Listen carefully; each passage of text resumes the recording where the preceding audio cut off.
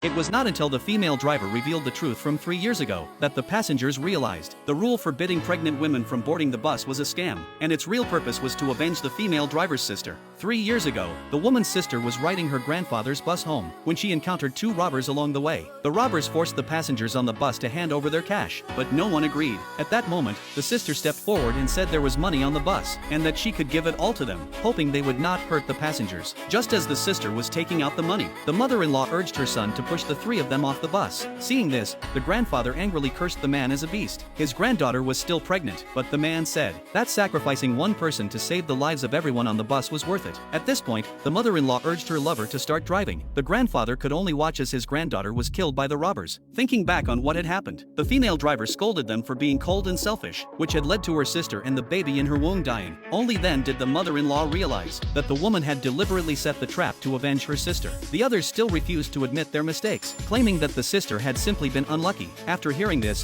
the woman in red was furious. She denounced them as ungrateful. If it had not been for the sister saving them, they would have already been killed by the robbers. The few of them did not care about the past. They were only curious about how the woman had set the trap. The woman explained that she had deliberately taken a detour to create the illusion that the vehicle was heading to hell. The fog was caused by dry ice evaporating when it met water. As for the bloody handprints on the windows, they had been painted on in advance. They could only be seen clearly from a certain angle. To catch them all at once, the woman pretended to be a community worker and lied that the old houses were going to be demolished. She told them to return to the village to collect the demolition compensation. That way, she could gather them all onto one bus. After hearing this, the mother-in-law understood that the demolition project was fake. It was all a trap set by the woman. The woman said that before the grandfather died, he repeatedly warned her that she must find a way to send them to prison. The woman had planned for 3 years, and today she had finally avenged her sister and fulfilled the grandfather's last wish, because they confessed to the evidence of killing her sister. What awaited them next was prison. The woman would make them spend the rest of their lives in prison atoning for her sister. The young man suggested killing the woman and then throwing her into the wilderness before destroying the evidence. By then, no one would know what had happened. Little did they know that the woman had already called the police. When the police arrived, they arrested them all.